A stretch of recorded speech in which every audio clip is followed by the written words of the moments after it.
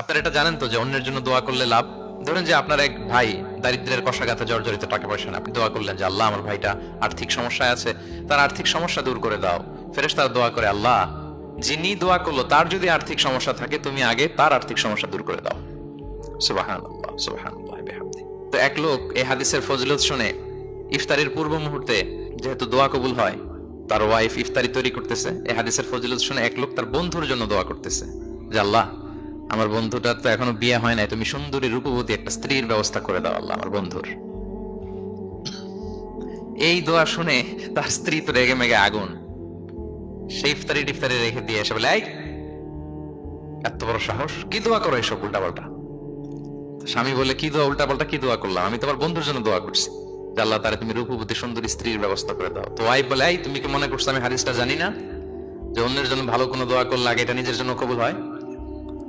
সুবহানাল্লাহ। দেখেন ইসলামের বিধান কত সুন্দর।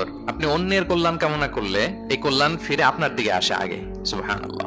তো এই বেদুইনের এটা জানা ছিল না, সে এসে দোয়া করতেছে, আল্লাহুম্মা আরহামনি ওয়া মুহাম্মাদা ওয়া লা তারহাম মা'ানা আহাদা। আল্লাহ তুমি শুধু আমারে রহম করো আর মুহাম্মদ সাল্লাল্লাহু আলাইহি ওয়াসাল্লামের রহম করো, আমাদের দুজনের সাথে আর কাউরে রহম করো না। রাসূল ইসলাম তাকিয়ে বলেন, হায় রে, একটা প্রশস্ত বিষয়কে সে সংকীর্ণ করে ফেললো। আফসোস করে বলতেছে, কারণ আল্লাহর দরবারে রহমের কি কোনো ঘাটতি আছে বলেন তো? আল্লাহর দরবারে রহমতের কোনো কমতি আছে? নাই। সাথে সবাইকে ইনক্লুড করতে পারতো। আচ্ছা গেল, দোয়া শেষে এবার সে মসজিদে নবীর মাঝখানে বসে পেশাব করা আরম্ভ করছে। এবার তো সাহাবারা রেগে মেগে আগুন, কি এত বড় সাহস, মসজিদে নবীর মাঝখানে পেশাব। সবাই উদ্ধত হচ্ছে, তাকে মারতে যাবে। রাসূল ইসলাম সবাইকে সামলালেন, থামালেন, বললেন, রাখো রাখো রাখো, ছাড়ো, আগে সারতে দাও। কারণ কেউ যখন ওয়াশরুম সারে মাঝখানে তাকে ডিস্টার্ব করা যায় না, এটা তার ক্ষতি হবে। রাসূল ইসলাম বললেন, রাখো, লেট হিম পাস ইউরিন, তাকে কাজ সারতে দাও। সে কাজ সারলো। এবার রাসূল ইসলাম বললেন, ও হারিকু আলা বাউলিহি সাজলান মিন মা, তার পেশাবের উপর এক বালতি পানি ঢেলে দাও, দিয়ে ফেললো। এবার রাসূল ইসলাম বললেন, ইন্নামা বুইসতুম মুয়াসসিরিন ওয়া লাম তুবআসু মুআসসিরিন। হে সাহাবারা, মনে রাখো তোমরা সহজপন্থী হিসেবে প্রেরিত হয়েছে, তোমরা কট্টরপন্থী হয়ে পৃথিবীতে প্রেরিত হও নাই। সুবহানাল্লাহ।